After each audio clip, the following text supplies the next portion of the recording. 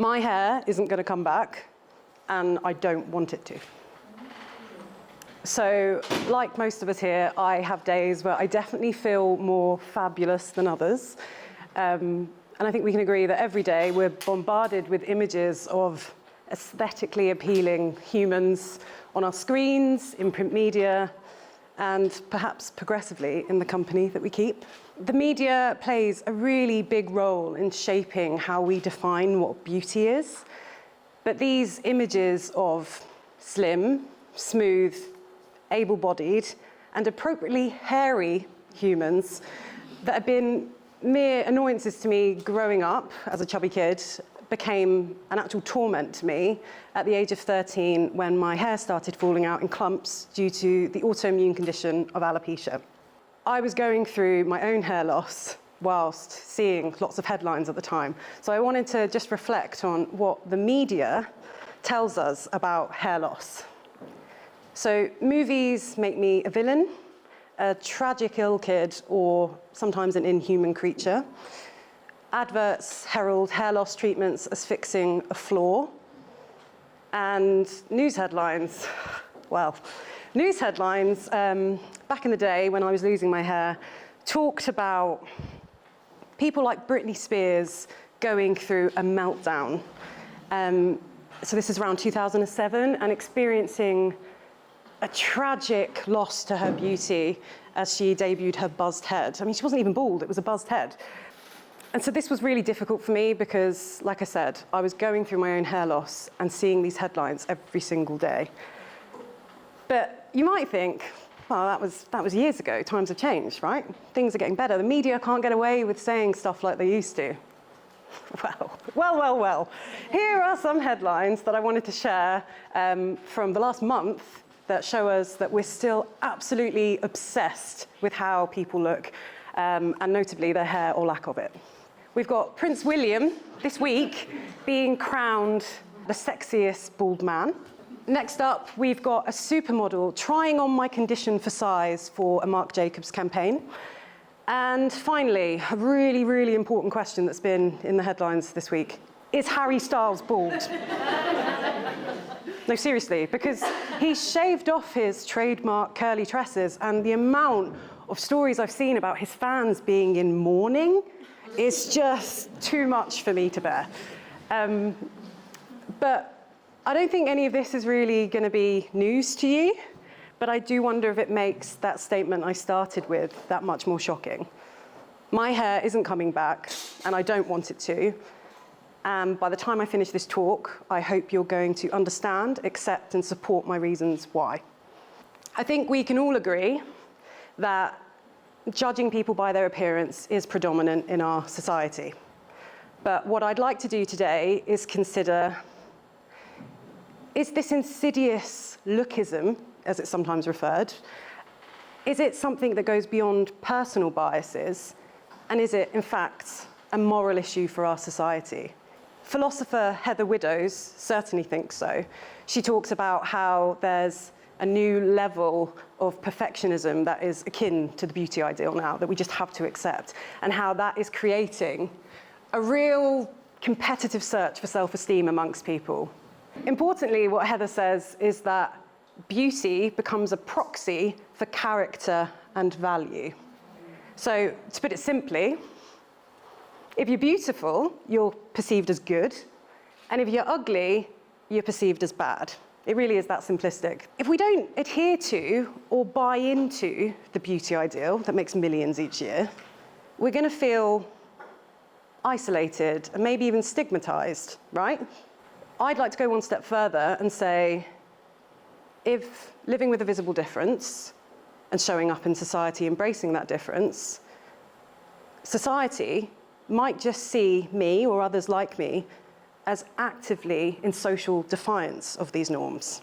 So I wanted to talk a bit about what visible difference is, because I appreciate it's a term that I'm really familiar with. As I was introduced, I'm a visible difference campaigner.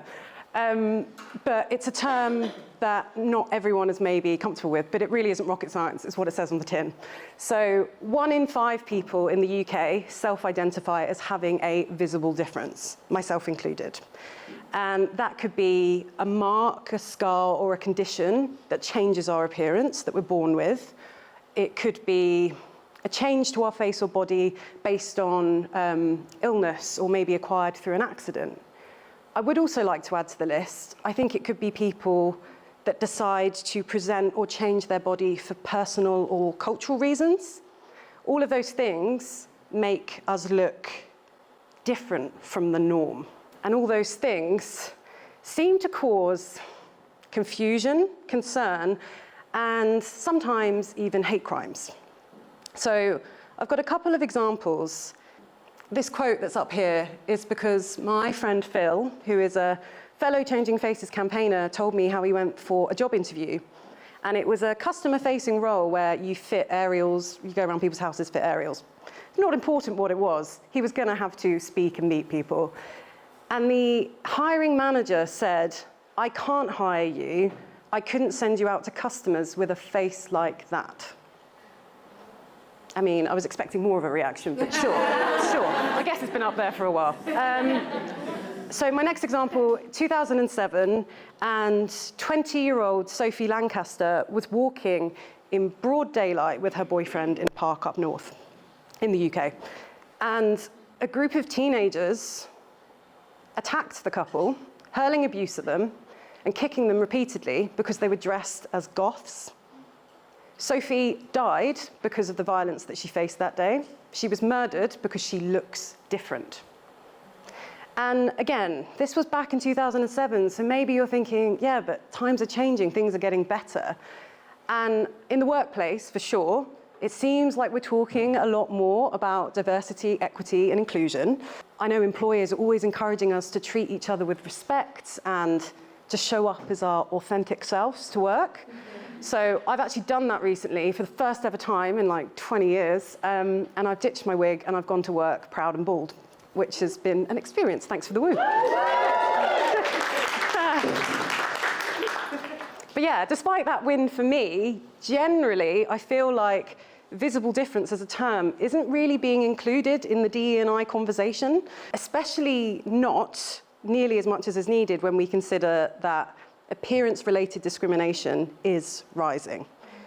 So today, 49% of people who identify as having a visible difference have said that they have experienced some kind of hostile behavior.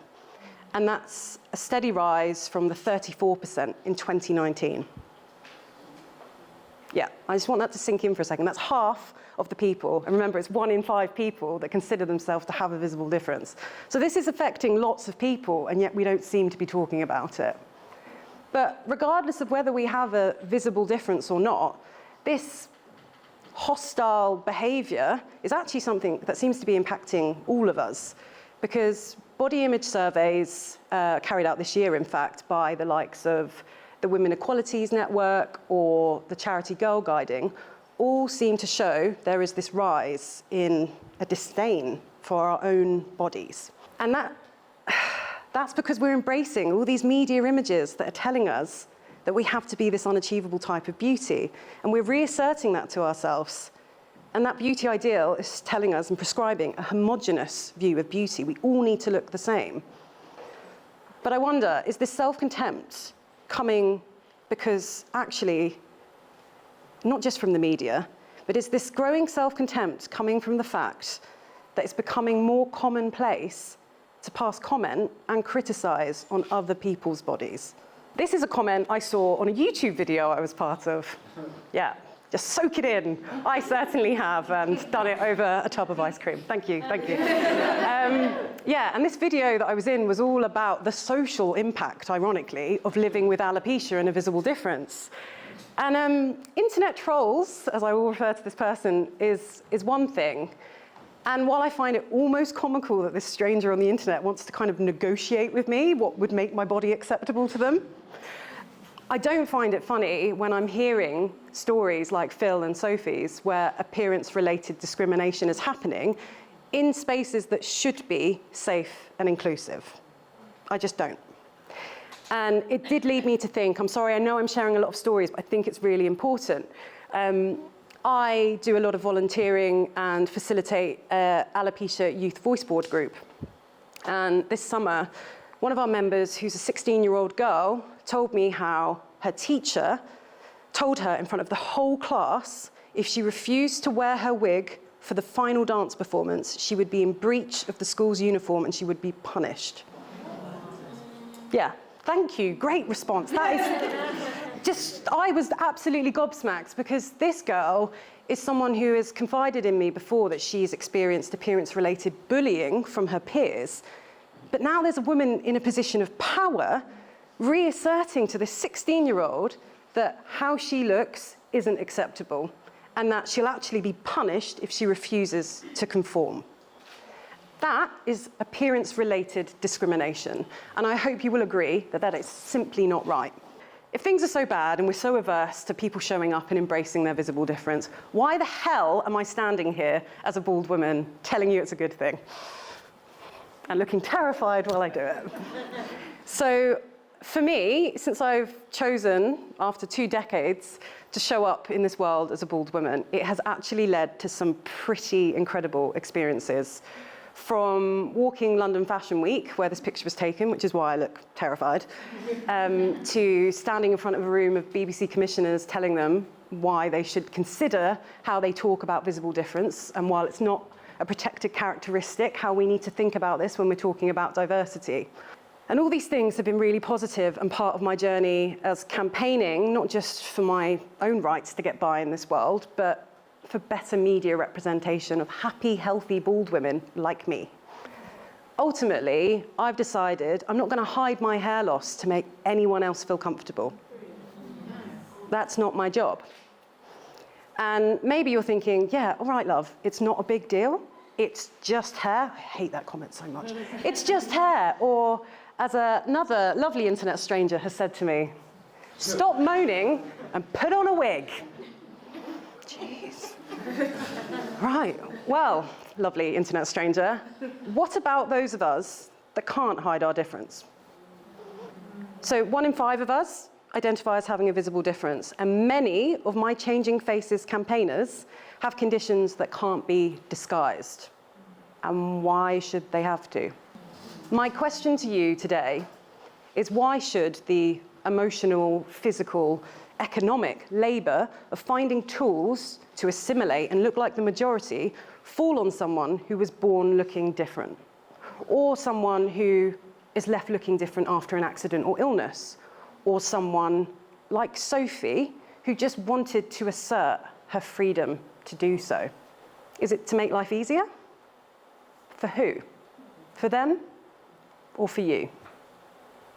I think we all need to just take a moment and remember that our body is an instrument and not an ornament. This realization came to me in one of the many UK lockdowns when I had more time just being at home as bald Laura. And it dawned on me, I don't need a wig to do life.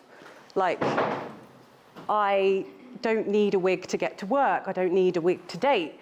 But by wearing a wig for 2 decades and being terrified to be seen without it, that had actually led me to not lead the life I wanted to. That was making my life different, not my visible difference. Because I was saying no to things like, as a teenager, going to theme parks, or sleepovers as a child, or sleepovers as an adult. Sorry, Mum, but it's true, you know? And so it just really made me realize that this isn't my issue. And I'm sure with some of the examples that I've given today, you're thinking, yeah, but I would never talk to someone like that. I'd never discriminate. No, I'd never, ever comment on someone's body, right? Well, I'm afraid the ugly truth is we are all hardwired to make these snap judgments about people. We are literally hardwired to decide whether someone's with us or against us. It is totally tribal. And the first step to defying lookism is to acknowledge that. We need to sit with that uncomfortable truth, that ugly truth. And we need to acknowledge that we need to proactively change the way we think about things and people so that we can just all live the life that we deserve. I much prefer this photo. This was actually my first ever photo without my wig. And it was very exciting, and it was about 2.5 years ago now. But I want to end thinking about, now I've got you to acknowledge we're all terrible humans, and yes, we do judge each other. There are things we can do. So we've sat, number one, and we've thought about, okay, got it. We're hardwired. This is just, I'm not going to beat myself up about it. It is what it is. I'm going against my own biology here, and that's fine. I'm going to be consciously trying to show up and take people as they are, and not based on how they look. And the second thing I want you to do to defy lookism, and I'm not going to ask you to shave your head. I'm not going to ask you to stop wearing makeup. I'm not even going to ask you to burn your bras. But what I do want you to do is, the next time you are looking in the mirror, I want you to stop yourself from commenting badly about that imperfection you think you see. I really, really want you to do that. And then next, I want you to resist the urge to comment on someone else's appearance, right? And whether that be avoiding the catty comment about a colleague's Christmas outfit, or, I don't know, not writing that really cruel comment under a celeb's social media post. Heck, I'd actually really like it if you would not comment on your friend's weight loss. You might think you're giving them a compliment, but you have no idea how much you are reasserting that really deeply ingrained idea that their value is increasing as their body mass decreases in line with the ideal. Yeah? And finally, if you really want to put 2 fingers up at the beauty ideal, if you could just give me a massive round of applause in about 20 seconds when I end this talk. Because I am someone here showing up with a visible difference, even though I know that unconsciously, most people would prefer me not to. So I'm going to end with this, and I am ending. I'm going to end with this. It is pretty scary being ugly in the face of lookism. We will be penalized based on how we look, especially in certain contexts. But for me, much like the concept of lookism itself, actually, every time I decide not to hide my hair loss, there is a moral issue at play. In the eyes of society, it may just look like I'm making a bold statement. But what I hope is, the more I show up bald, that one day soon, it won't be considered a statement at all. Thank you.